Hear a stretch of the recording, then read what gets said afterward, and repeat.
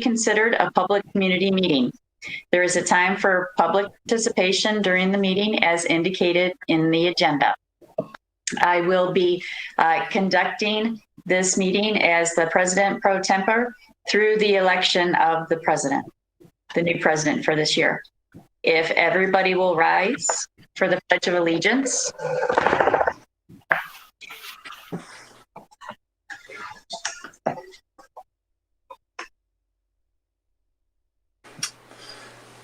I pledge of allegiance.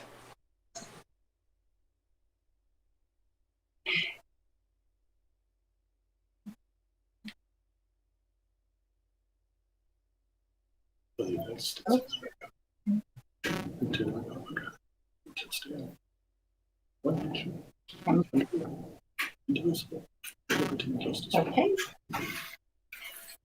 All right, Ryan, we didn't have video on that, or audio, I'm sorry. You want me to run it again? I think we should, so, and I'll start, but I'd really like to hear the kids say it. Okay, if everybody again rise. I pledge allegiance to the flag of the United States of America and to the republic for which it stands, one nation, under God, indivisible, with liberty and justice for all. Okay. Thank you, Ryan. Working the kinks out. What's that, Ryan? I said I was working the kinks out. There we go. Thank you. I'm so glad we were able to do that. Mr. Chambers, if you'll call roll call, please. Mr. Hilberg. Here. Ms. Parkhurst. Here. Mr. Ross. Here. Mr. Skidmore. Here. Ms. Pavlik. Here. Thank you. Okay. At this time, I would like to make a motion that Robert Skidmore be appointed as president of the board. Second. Okay. Mr. Chambers, roll call, please. Ms. Pavlik. Aye. Mr. Ross. Aye. Mr. Hilberg. Aye. Ms. Parkhurst. Aye. Mr. Skidmore. Aye.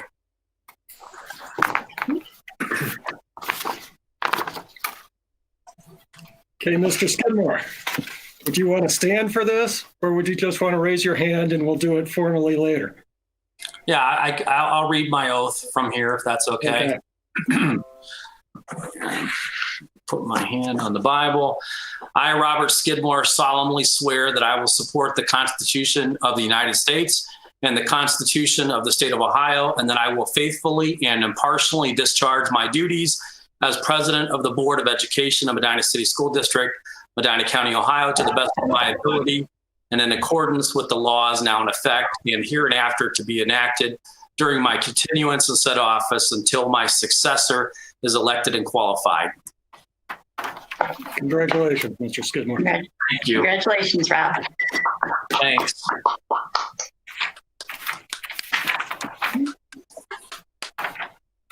Congrats. So, do we officially do the gavel now, kind of? Do I do this part then? Okay, here you go, Rob. All right, we're changing seats. I'll have some comments when we get to the comments section, right? Yes. Do that later. And all right. July, yes. Mm-hmm. So for vice president, then I would like to nominate Rebecca Parkhurst. Second. Thank you, Mr. Ross. If you could please call roll. Yes, Mr. Skidmore. Aye. Mr. Ross. Aye. Mr. Hilberg. Aye. Ms. Pavlik. Aye. And Ms. Parkhurst. Aye. Okay, Ms. Parkhurst, you saw how that went. Would you want to do that? Raise your right hand. I'll do the same. Okay. I I, Rebecca Parkhurst, solemnly swear that I will support the Constitution of the United States and the Constitution of the State of Ohio, and that I will faithfully and impartially discharge my duties as Vice President of the Board of Education of Medina City School District, Medina County, Ohio, to the best of my ability, and in accordance with the laws now in effect and hereinafter to be enacted, during my continuance in said office and until my successor is elected and qualified. Congratulations, Ms. Parkhurst. Thank you. Congratulations, Becky. Thank you. Okay. At this time, I want to congratulate Mr. Skidmore on his appointment to board president. Working closely with Rob this year, I witnessed endless times his unwavering commitment and dedication to the district. Rob has a gift to be able to look at situations from many different angles, and he respects and values the differences of opinion in every conversation. This past year has been one of the most challenging years of my life, as it has been for everyone in the community. The district faced many challenges and unknowns these past 10 months, and I am grateful to have had Rob as my VP, working alongside Aaron, Dave, and the rest of the board and administrators to navigate through these turbulent times. It's a good team, and I look forward to continuing to serve our community and make the Medina City School District the best it can be in the state. Thank you, Rob, for sharing your wisdom and guidance this past year. I really, really appreciate it. Well, Valerie, that's kind, and you caught me off guard because this is about you. And you did a great job this past year. Valerie, as serving as president in 2020, Valerie worked hard to continue for the board to have a great relationship with the administration, and she was a tireless advocate in her efforts to research matters before the board. Valerie has always been an advocate for students, and in 2020, she showed leadership at graduation by personally attending for 3 days as the virtual graduation was filmed with the students and shaking hands, socially distancing, but waving to families and so forth as they went through. There's not a subject, or if there is a subject to research or chart to be made, you can be rest assured Valerie has already created an Excel spreadsheet for the issue to be analyzed. And we appreciate her desire to research and to help us look at issues. Valerie has a positive attitude and is always seeing the good in others and has enriched the environments she's around. We appreciate all the hard work Valerie has done this past year. And Valerie was the first board president to chair these Zoom meetings like this. So it definitely goes down as a first. And so I don't know, doing these jobs is always an honor and privilege for us. But it's really about the success of the district and the students. And so I know that's Val's heart has been with students, and really just the battle with COVID and wanting them in class and yet having to be safe. And I know we just always are working on that. And we appreciate all the efforts, the administration, to keep the kids safe and to balance those issues. So we're looking forward to a great 2021. But thanks again, Val. I know you're not going anywhere. You're here, and we appreciate having you on the board. So if we could go on to the next agenda item, and Mr. Sable, I'm going to hand it over to you, I believe. Are you doing the consent, or you want me to go ahead and do the consent? You do additions, removals, and modifications to the agenda. Okay. Yeah. Do we have any additions? If we have none, I'll take a motion to accept the agenda in its present form. I'll second it. Thank you. Mr. Chambers? Mr. Skidmore, Aye. Ms. Pavlik, Aye. Mr. Hilberg, Aye. Mr. Ross, Aye. Ms. Parkhurst. Aye. Thank you. First, I want to thank Valerie for all of her work over the course of the really past 2 years that we've been working more closely together, and congratulate Rob. I've gone full circle in the district. My first year in the district, Rob served as president, so he helped indoctrinate me into Medina City Schools, and we've done great things since then. So it's a privilege to work with you in this capacity again. The first item on the consent agenda is a resolution to set the time, date, and place of the regular meeting. Be it resolved that in accordance with Ohio Revised Code 3313.15, the regular scheduled monthly meetings for 2021 of the Medina City School District Board of Education be held at Medina High School Professional Development Center on the third Monday of every month at 6 p.m., except where a holiday conflicts with such date. Then the meeting will be held on the third Tuesday of the month at Medina High School Professional Development Center. An executive session, which is closed to the public, may be held prior to or after the public meeting. All monthly work sessions, if deemed necessary, will be held on the first Monday of the month at 6 p.m., except where a break conflicts with such date. Then the meeting will be held on the first Tuesday of the month. The second item, compensation for our board members. It is recommended that the Board of Education set their compensation at the maximum level provided for in Ohio Revised Code and the Ohio Constitution. And I say this every year, but I think it's important to say that the amount that our board members earn is a very minimal amount for the amount of work that they provide the schools and the communities as board members. The way it works for the Board of Education is that board members are paid per formal board meeting. There's a lot more work that goes into operating a district and functioning as a board member than just these meetings. A lot goes on behind the scenes. So this is more than deserved, and quite honestly is a very modest for the work that goes in. Number 3, bond approval. It is recommended that the Board of Education accept the bond presented by the treasurer as stated below. The treasurer shall present his bond in the amount of $500,000 for approval by the board. The approved bond shall be deposited with the president and a copy filed with the county auditor.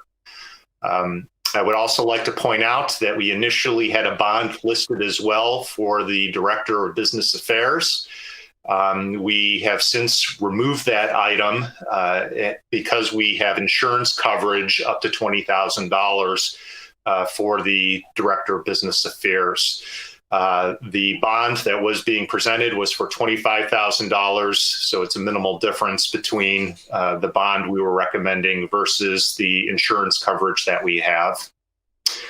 In addition to that, I know Mr. Chambers and I had conversations as well that he and I are the only two in the district that can formally sign off on documentation, which isn't the case in all districts. Some districts permit the Director of Business Affairs because of the nature of their business to do that as well. But everything funnels through Mr. Chambers and myself. Standing resolutions, and these are presented to the board on a yearly basis. It is recommended that the following standing resolutions be approved as printed. Advances on tax settlements, authorization for the treasurer to secure advances from the auditor when funds are available and payable to the school district. Investment of inactive funds, authorization for the treasurer to invest inactive funds at the most productive interest rate whenever inactive funds are available, and a board resolution authorizing the superintendent to hire staff between board meetings.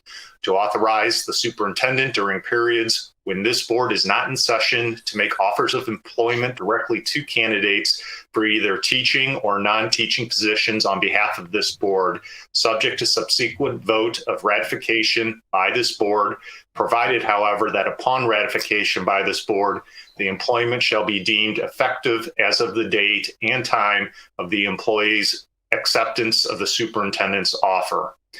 Nothing in this resolution shall require the Board of Education to employ or continue to employ an individual who has not provided a criminal records check satisfactory to the board or who has not satisfied any other prerequisites to employment created by law or board policy. The authorization provided by this resolution shall remain in effect until withdrawn by formal action of the board. Board resolution authorizing superintendent to accept resignations.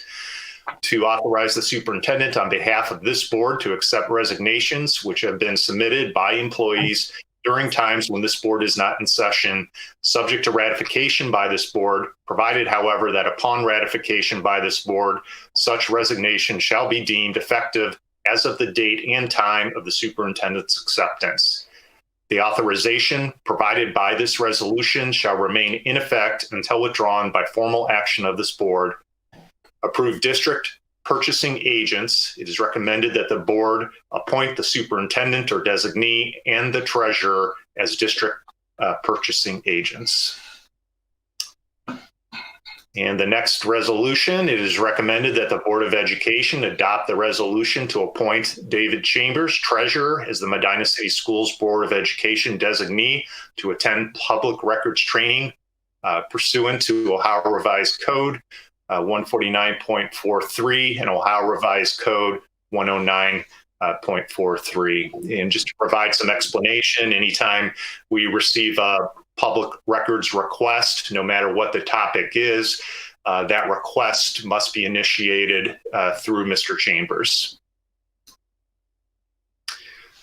Number 6, mileage rate reimbursement for 2021. It is recommended the board establish the district mileage rate reimbursement for 2021 to be the current IRS mileage rate on the date of travel.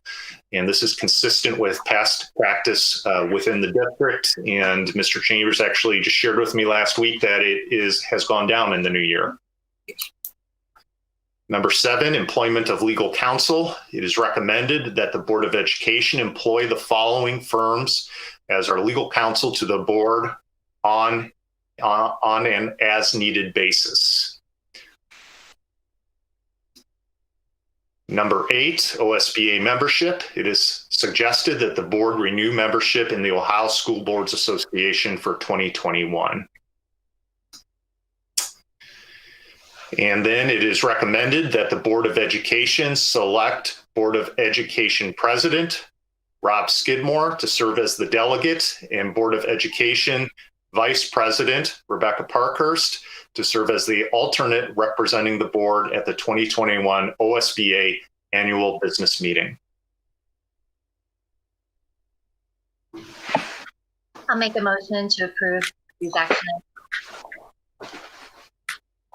Second. Mr. Chambers, if you could call roll. Yes, Ms. Parkhurst. Actually, Mr. Skidmore, I wanted to make a comment, if that's okay, before we Sure. take roll. I just did want to point out, I know that Mr. Sable clarified about the compensation for the board members, but since it says maximum, I did want the community to know that the maximum amount is $125 per meeting. Thank you. Yeah, and it's limited to 2 meetings per month, and if I'm not mistaken. So that's, yep. Very good. Any other comments from the board? Rob, what about the Alliance? Do we have to renew the Alliance membership, or are we still a member of the Alliance? I think We are still a member. That is not completed at the organizational meeting. Good. With the OSBA, the board itself is actually joining and becoming members of the OSBA, whereas with the Alliance, and we're members of other organizations as well, it's the district. Thank you.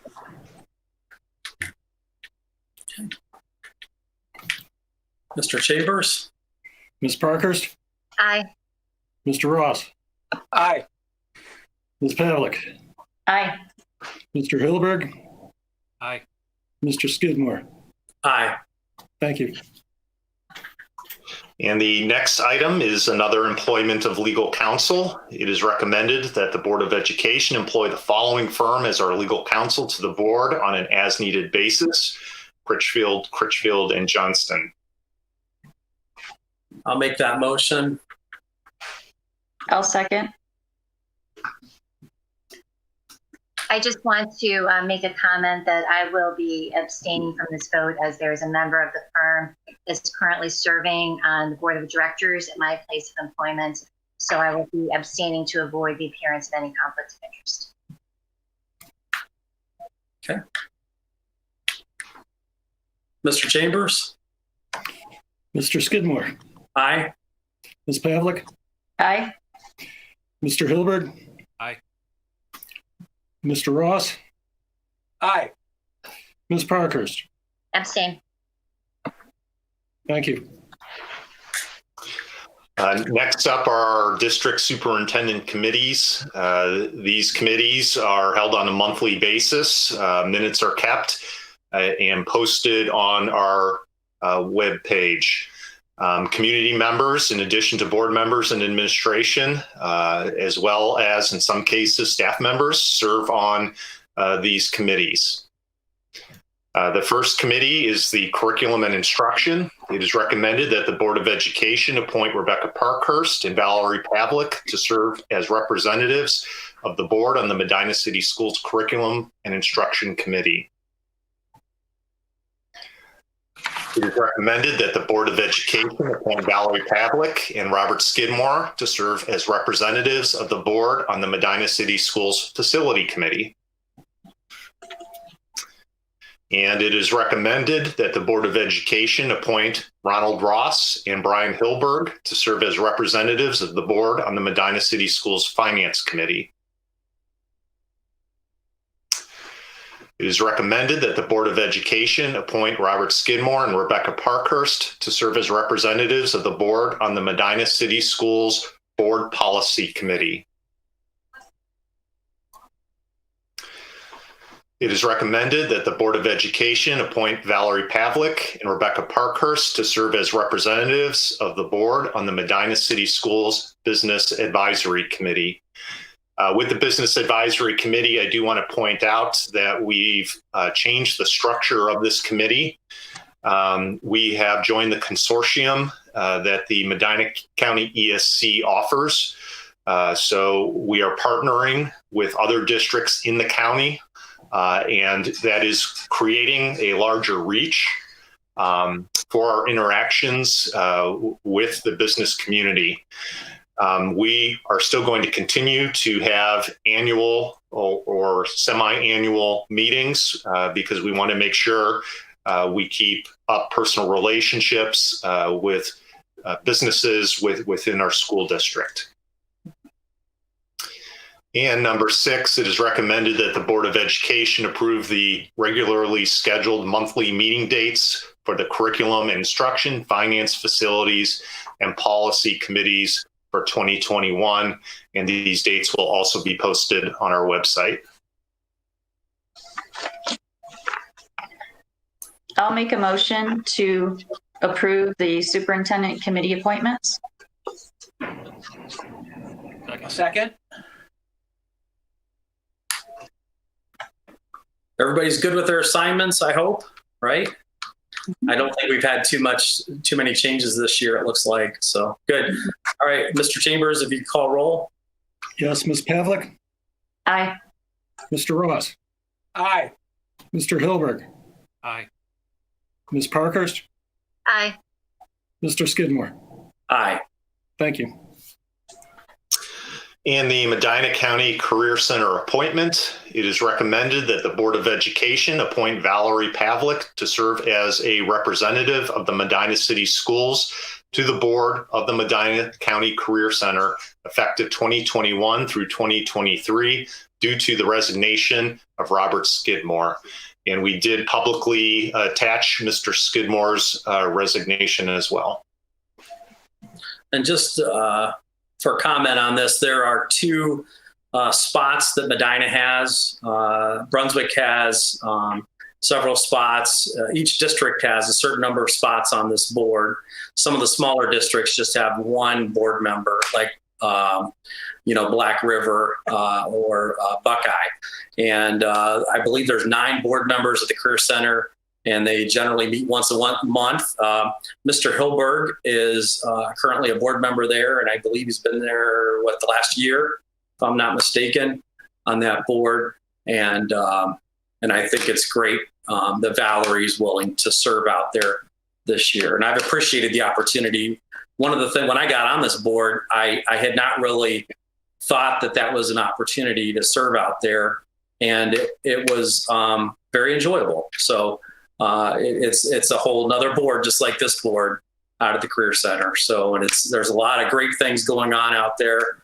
And Mr. Chrisman's doing an incredible job there, and he will continue to do that. And I appreciate Valerie stepping up to do that. Thank you. Mm-hmm.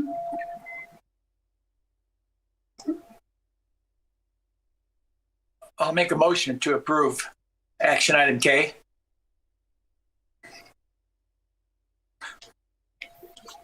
I'll second. Okay. Or I'll second it. Either way, that's fine. I'm definitely excited for this opportunity because I actually attended the Career Center a few decades ago. So it'll be neat to get back out there and to really help them continue as they continue to do great things. So I'm excited and looking forward to it. All right, Mr. Chambers.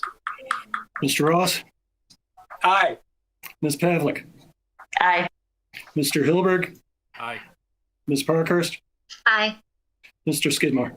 Aye. Thank you.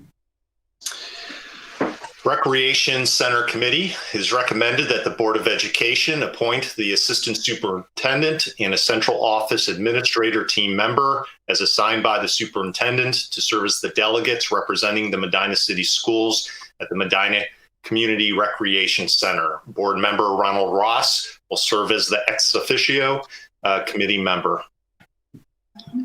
I'll make a motion to approve this committee representation. I'll second. Okay. Mr. Chambers. Ms. Parkhurst, Aye. Ms. Pavlik, Aye. Mr. Hilberg, Aye. Mr. Ross, Aye. Mr. Skidmore. Aye. Thank you. And the Advisory Commission on Communication Enhancement Support Services Committee. This is a committee that works with our public access station in Medina, which is located in our high school. It is recommended that the Board of Education appoint the Director of Community Relations and the Director of Technology to serve as representatives of the Medina City Schools on the Advisory Commission on Communication Enhancement Support Services. Board member Robert Skidmore will serve as the ex officio committee member. I'll make a motion. I'll second. Okay. If there's no question or comment, Mr. Chambers. Ms. Pavlik, Aye. Mr. Ross, Aye. Mr. Hilberg, Aye. Ms. Parkhurst, Aye. Mr. Skidmore. Aye. Thank you.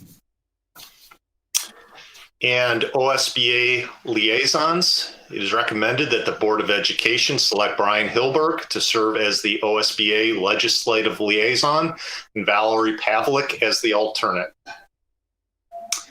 And it is recommended that the Board of Education select Rebecca Parkhurst to serve as the OSBA student achievement liaison and Valerie Pavlik as the alternate. Make a motion to approve action item N. Second. Mr. Chambers. Mr. Ross, Aye. Mr. Skidmore, Aye. Mr. Hilberg, Aye. Ms. Pavlik, Aye. Ms. Parkhurst. Aye. Thank you. And this final item does not require board action, but we do like to publicly share that we have several committees in the district, and this is where I talked about the board members' compensation and how it really doesn't reflect the amount of work that they actually do. In addition to all of these various committees that were appointed this evening, we also have district-wide committees that aren't directly related to the board Some of them are within our negotiated agreements to occur. Others of them have to do with decisions that occur in the district. The insurance committee is Valerie Pavlik and Ronald Ross as the alternate. Medina City Schools Foundation is Rebecca Parkhurst and Valerie Pavlik is the alternate. Partnership Council is Ronald Ross and Valerie Pavlik as the alternate. And the Performing Arts Center Committee is Ronald Ross and Rebecca Parkhurst as the alternate. And we can adjust these committees at any time if the board chooses to without needing to take board action. Board members just need to reach out to Rob, Becky, and myself. Well, if I'm not mistaken, then that appears to conclude the organizational meeting. And if I'm not mistaken, we adjourn this meeting and then we come back and open a new meeting for the tax budget meeting and then do that. And then we do a work session. So we have 2 additional meetings we're going to do. We don't need to leave this Zoom meeting. At the very end, we have an executive session at the end of the work session, which is different. So we don't want to go on that now. We're going to stay on this, but if I'm not mistaken, but we're going to adjourn this meeting. So I make a motion that we adjourn. I'll second. You can please call roll. Mr. Skidmore, Aye. Ms. Pavlik, Aye. Mr. Hilberg, Aye. Mr. Ross, Aye. Ms. Parkhurst. Aye. Thank you. So if we go down in the agenda there, I'd like to call the next meeting to order. This is the tax budget meeting, and it is 6:32. I call this meeting to order. You can take roll, Mr. Chambers.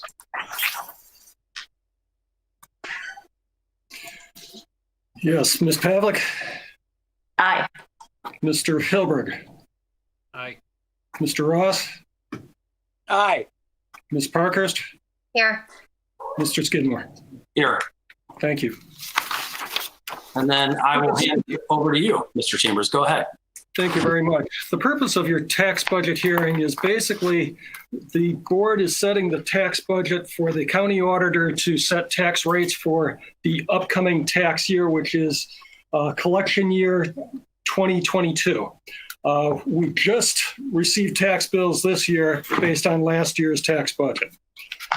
If Ryan would go to Schedule B on the tax budget, and you could show this if you want, Ryan.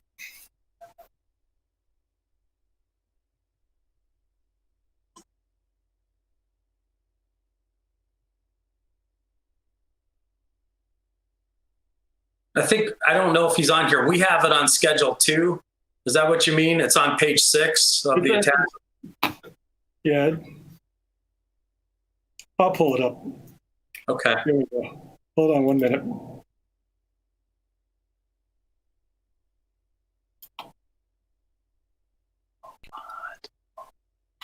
Okay.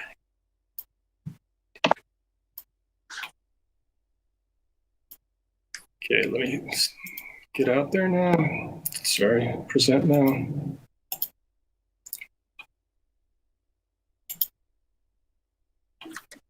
Okay, you all see that? Let me go up to my application.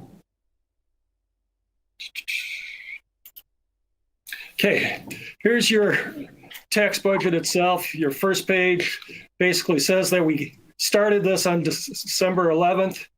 Your Schedule B, can you all see this? No. No? Do I need to make it bigger? I can't tell that your screen is being shared. I'll just see. Yeah, it's not there at all. But we have the PDF on the agenda, so I'm following you on page 2 on my end. Okay. Same here. Yeah, it's not allowing me to share this. It's only allowing me to go to it. So, okay, so Schedule B is the taxes that have been voted in since before 1976. Anything 1976 and before is on this line, the first line there.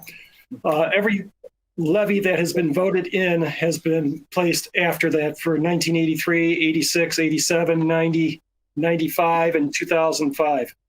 On Schedule 1, the purpose of Schedule 1 is to provide for the requirements of the tax levies itself and to show the separate levies. So basically, you're looking at what the levies were for, the purpose of them, and when they were voted in, when they are to be to begin, and the amount of the maximum rate that was voted in at the time.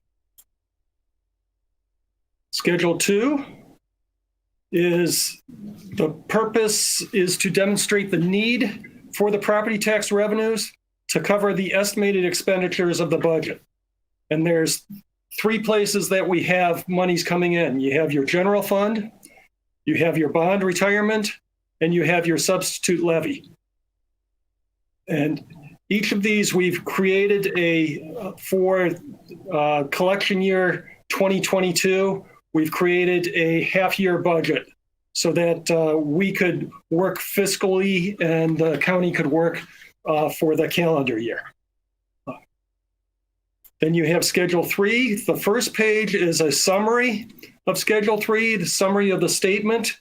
This basically is to produce the official certificate of estimated resources. If you recall, every time we have an audit, our auditor looks at this official certificate of estimated resources and wonders why our actual funds don't match the estimated resources. So we are slapped on the hand by our auditor each year. And each year I say it because, one, it's estimated.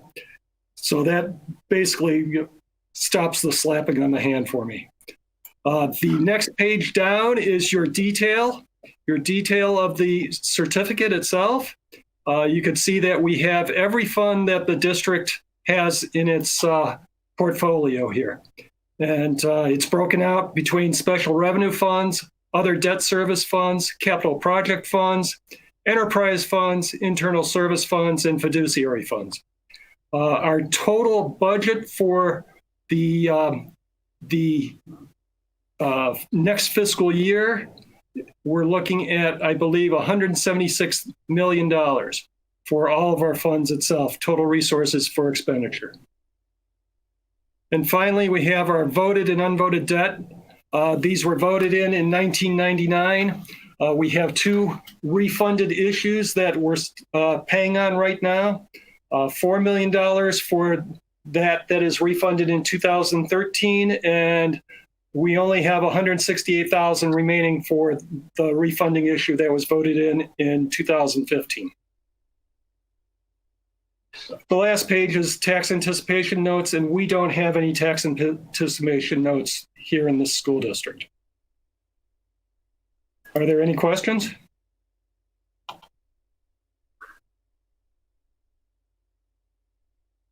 No, go ahead. Oh, Mr. Chambers, on that Schedule 4, the bonds, could you just let the public know what those monies were used for?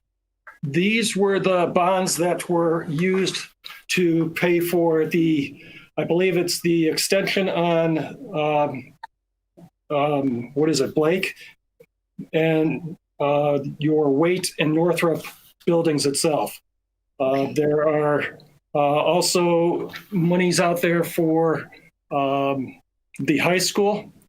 I believe in 99 it was the high school continuously, and additions to other buildings. Okay. And that expansion was actually on Canavan. That's the one. Thank you. Okay, thank you. If there are no other questions, or do we have any other questions or comments on the tax budget? Hearing none, I think it would be appropriate to take a motion. I mean, we don't actually have to approve the budget. You just basically tell us the budget, right? That's correct. Your approval will be in the work session itself. Very good. So I would entertain a motion to adjourn. I'll make it. Okay. Second. Thank you, Mr. Ross. If you could take roll. Mr. Skidmore, Aye. Mr. Ross, Aye. Mr. Hilberg, Aye. Ms. Pavlik, Aye. Ms. Parkhurst. Aye. Thank you. Okay, it is 6:41, and I would like to call to order the meeting of the work session. And Mr. Chambers, if you could call roll, please.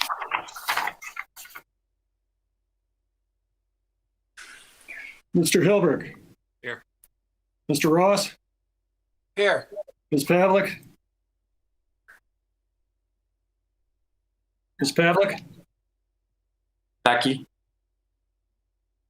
Here. Ms. Back. Parkhurst, Here. Mr. Skidmore. Here. Thank you. Very good. All right. So we just had the tax hearing, and we've got the work session. I guess before we get into this work session, do we have any additions, removals, or modifications to the agenda tonight? Hearing none, I would entertain a motion to accept the agenda. I'll make a motion. Thank you, Becky. I'll second. Thank you, Mr. Ross. If you could call roll. Ms. Parkhurst, Aye. Mr. Ross, Aye. Mr. Hilberg, Aye. Ms. Pavlik, Aye. Mr. Skidmore. Aye. Thank you. And at this point, we are on to letter C, treasurer action item.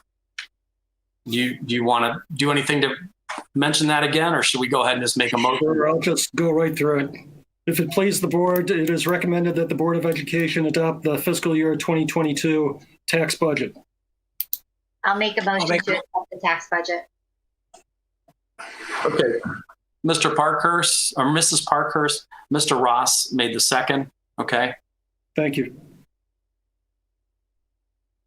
Any questions or comments? Hearing none, if you could call roll. Ms. Parkhurst, Aye. Mr. Ross, Aye.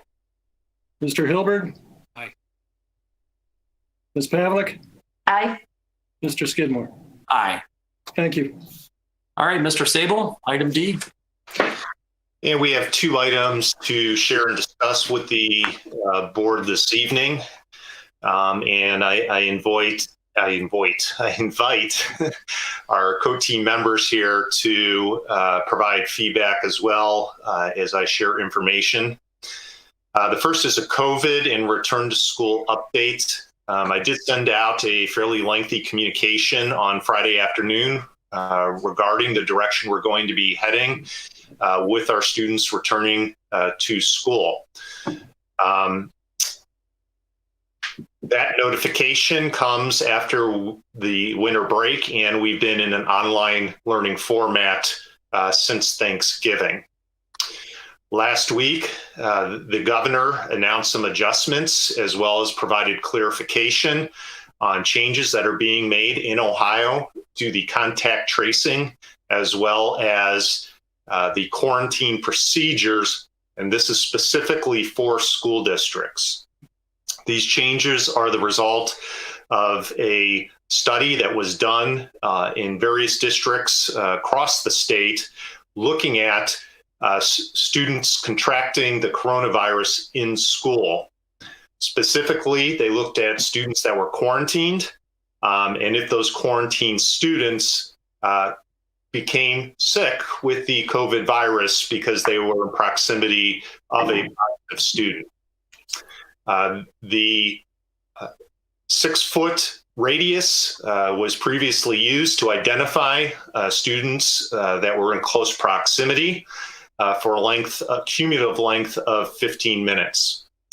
That amount or that spacing is being reduced to a 3-foot spacing of 3-foot radius. This change in the radius has provided us with more flexibility in regards to our students in our buildings, particularly at the high school, where we had been struggling with our cafeteria as well as study halls. This allows us to bring all of our students back to the high school in a safe manner. There was some concern in regards to the vaccine and the administering of the vaccine to our staff. We're fortunate that educators have included in the 1B group. Our state is taking education as a priority and sees the importance of having our educators in the buildings. And I say educators because it's not just our teachers, it's individuals that work for the school district that have interactions in the buildings with students. So that includes bus drivers, custodians, administrators. The vaccine, per Governor DeWine, is supposed to begin to be available for school districts on February 1st. When educators will actually receive this vaccination is going to vary by county, and it's going to be dependent on when the federal government, as well as the state, makes that vaccine available to the county health departments. In conversations with the health department last week, the health department feels confident that by the end of March, we will be able to get a first round of vaccines across the county.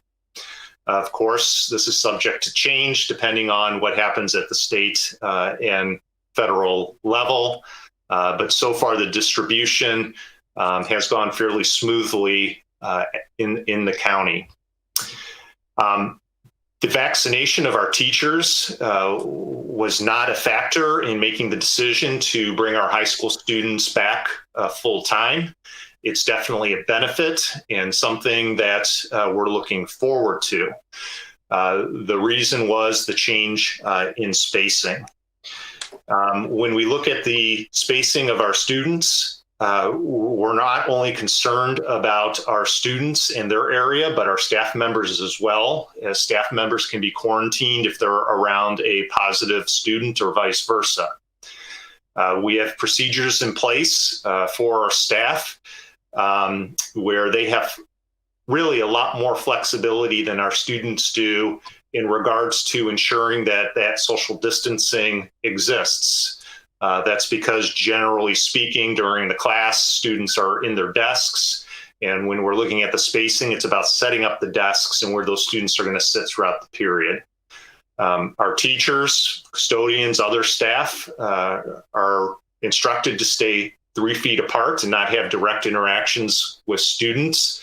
As a matter of fact, if they can stay further apart than that, that is helpful as well. So we can take the extra safety precautions. That does not mean that teachers can't directly work with students. They just have to be mindful of when they're having contact within 3 feet, because the cumulative 15 is an important piece to that. We do feel confident that we are safely going to bring our students back. I know Dr. Kwolek has been working with the high school staff as well as the high school administration to evaluate various classrooms within the high school. I know that the older section of the building was a little more of a challenge simply because they have smaller classrooms, as well as working on our cafeterias and making sure that spacing is appropriate in the cafeterias. That work will continue on until our students fully return. The return date that we have set for the high school is February 1st. All other buildings will be returning January 19th. So I am excited to have our students back in the buildings, in all of our buildings. It seems like it's been too long, and the academics that our teachers are going to be able to provide with our students' return is exciting. In addition to that, as we've done in the past, we daily monitor the district COVID situation, and we will continue to do that. And I know we've asked for a lot of patience, not only from our parents, but also all of our employees, teachers, custodians, because we are in a situation where we are trying to make changes as they come to ensure the safety of staff and students. If we do see that we're running into issues with the return of all of our students, we will reconvene and discuss potential adjustments. Or we did this with Root earlier this year. If we have any building in the district where we're seeing a rise in the cases, we will address that as well and could potentially have the district back online. I am hopeful that with the new parameters that the governor has set for us to work under, that won't be the case, and that we're headed into a new direction here with some light at the end of the tunnel, especially with the vaccine on the horizon for educators. But we're going to continue to take this entire process seriously. This does not mean that there will not be quarantines occurring. There still will be quarantines. Some examples of that with the governor's order, students are not quarantined from school with that 3 feet radius, but they are quarantined from extracurriculars. And the reason why is because at extracurricular activities, they remove their masks for practices and games. So there's an extra piece of caution. So it'll stay the 6 foot radius as it relates to athletics. Also at our high school, and we also have other buildings, I know Claggett is one of them, where we do have students seated 3 feet without masks for lunch because we don't have the space to do the 6 feet. So it is possible that if we do have a student that is positive in school, that students around them in lunch, which could be 2 to 3 students, could be quarantined as well. This is obviously a much better situation. If you look at the high school, students are in 8 different classes throughout the day. Instead of looking at quarantines across all those classes, we would just be looking at potential quarantines at lunches. On another positive note from that, in looking across the district where we do have that 3 foot radius for lunch, we have not seen any evidence of the transfer of the virus during lunchtime. I know I'm a broken record with this, but the virus has not been transmitted within the school. That has been something that has not happened very often. The transmission is occurring out in the community. When we've had positive cases with staff or students, 99.5% of them have been due to community interactions or interactions with family members, whether it's been an administrator, a teacher, a staff member, or a student. We would like to continue that record. All of our safety procedures and protocols are still in place. When students return, they're not going to see much of a change from their experience prior to Thanksgiving. There's still going to be regulations for them to follow with mask wearing, social distancing, one-way hallways. We're just going to be able to accommodate more students at our high school. In regards to MODA, parents who have selected for their children to participate in the online schooling program, that program does not end with the return of our students.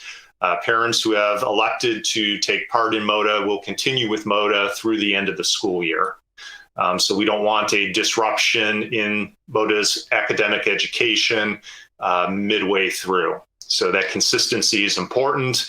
And to be quite honest with you, it assists us with those students being in MODA because it allows us to better social distance within all of our buildings. While I'm talking about MODA, I did want to share with the board, and Mrs. Cassidy could probably share more specific information. We did not see a major change in our MODA enrollment. We did allow transition to occur from the first semester to the second semester. We did have some students who have chosen to come back. At the secondary level, it was almost equal. Those that chose to go from in-person to MODA, or those that chose to go from MODA to in-person. At the elementary level, we did have a bit of adjustment where we had more students coming back than were signing up for MODA. That did result in a teacher at the elementary level transitioning out of MODA back into our buildings so that we can ensure not only spacing, but appropriate class sizes as well. Any questions from the board in regards to COVID or our return to school plan at this time, or anything that any other COPE members have to add that I may have missed? Mr. Sable, I just wanted to thank you and your staff, everyone that's been involved. I know they've been working very hard this whole school year, and since last year, to make things, keep our students and staff safe and to get our students back in the classroom. So we appreciate everyone's flexibility and their hard work they put into this. Mr. Sable, if we could have Mrs. Cassidy just quickly talk about the virtual orientations that are going to happen, because they're happening this week, to let the community know. Oh, you're muted, Tina, you're muted. Sorry. Oh, that's okay. Okay. We'll be hosting orientations for all students that are either entering MODA, they're new to MODA, or if they're entering school and they're new. So we have our elementary students this week will be meeting with their, the ones that are coming back from MODA will be meeting with their new classroom teachers on Wednesday and Thursday of this week during class meeting time. So they'll be able to see their teachers, and they will be able to see their classmates as well. And then we will also have that for students entering into MODA. They will be meeting with their teachers in the same fashion on the same days. On Wednesday, we have orientation for new MODA students at the secondary level. And that will be helpful for them as MODA is brand new to them. We do have most of our students that are at secondary have already been to the building, so they already know, their schedule. But I believe Link Crew, and Chris could maybe speak to this a little bit more, I believe Link Crew is going to be working with some ninth graders that are coming back to the building, getting them settled. And then at middle school, they have also opened up to any students that wanted to come in and see their schedule and walk their schedule. And that will be happening, I believe, Thursday or Friday. So, so we have all students taken care of that are making some switches. Excellent. Thank you so much for that, because I know that it's definitely can be intimidating or scary with all of the changes. So kudos to administration, for you and your team for taking that and being so proactive on that. Thank you. And before we move on to the next item, I just want to take a moment to commend our students and our teachers for the job that they've done throughout this school year. We have been riding different waves throughout the school year, and with each wave has required more adjustments so we don't fall off the board. And our staff, and high school in particular, where they've probably experienced the most changes, not only has shown flexibility, but they've been collaborative. We've had open conversations. We don't always agree, but we always have the same goal, and that's our students.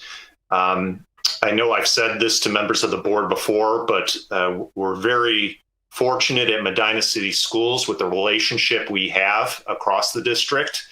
I know we often refer to as the Medina family, but just having conversations with other districts across the state and really through SOAR across the country, we really are collaborative when we're looking after our students and working through this pandemic, and are able to listen to each other, professionally express our opinions and concerns, and ultimately come up with ideas that maybe don't make 100% everybody happy, which I don't think is possible during this pandemic, but definitely is in the best interest of our students. The next item up is strategic plan and portrait update. As you all know, we have this process rolling, and we're getting very close to our initial meetings. We are running this process a little differently than we did 4 or 5 years ago. We have a set committee that we're going to be working with, which has approximately 50 plus participants, which includes teachers, support staff, parents, students, community members, business members, senior citizens. Amy actually shared with me today that we had a high level of interest from some of our senior citizens, which I think is outstanding because their feedback is vitally important. Even though we have a select group that we're going to be working with, there is going to be an opportunity for everybody to be involved in this process. Surveys are going to be eventually going out.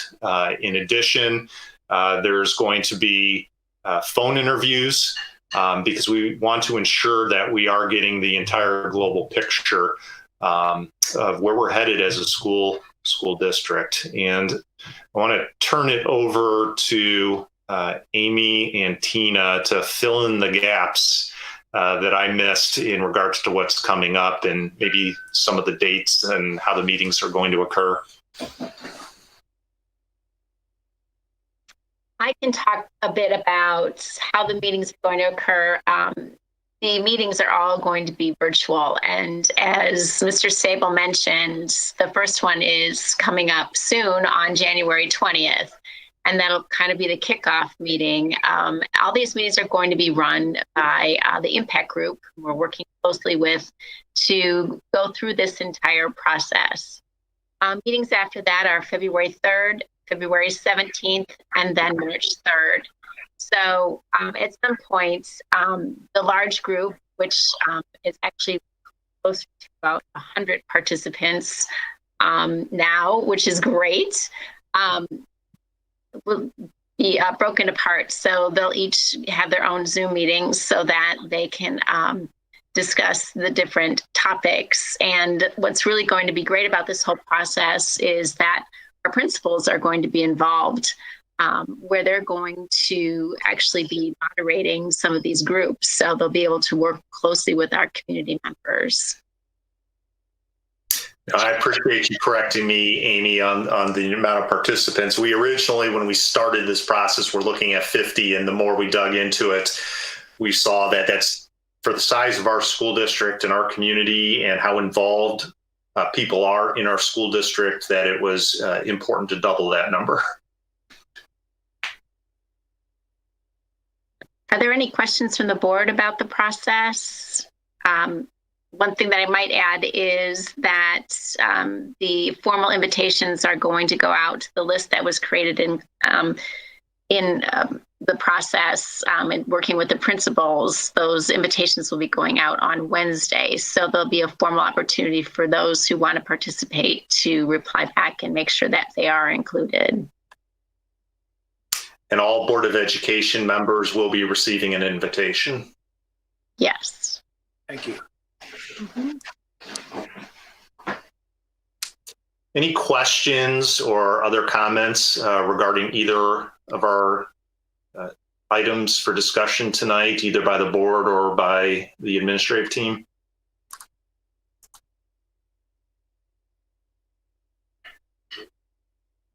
Well, that's all I got for you tonight. Well, thank you, Mr. Sable. We have item E is public participation. I don't know, Amy, if we have anybody on that tonight, with this being the organizational meeting. I don't know if we're monitoring that somehow. Maybe not. I've looked at, we're on YouTube only this evening, Mr. Okay. Skidmore. So there is no public comment there, but I don't think there's anything on Zoom either. Okay. I don't have anything on Zoom. All right, and we weren't actually voting tonight with this work session here. Everything else was routine. So we do have just a short executive session. I'd like to make a motion that we go in executive session to consider discipline of a public employee or official. Second. Okay, and when we come back, we won't take action to adjourn, and going in this would be, I assume, the board and Mr. Sable, Mr. Chambers, I don't know who else you want. Mr. Sable, Chris and Jim. Chris and Jim. Okay. All right. Very good. If you could call roll, Mr. Chambers.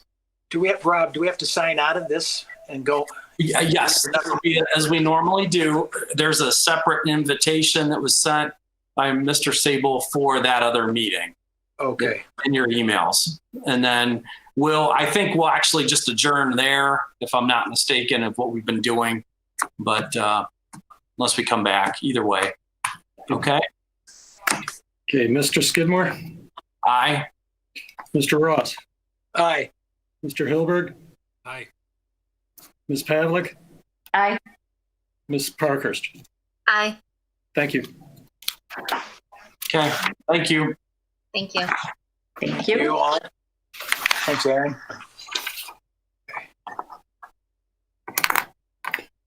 All right, Dave. I'll Hey, see you. take care, Ryan.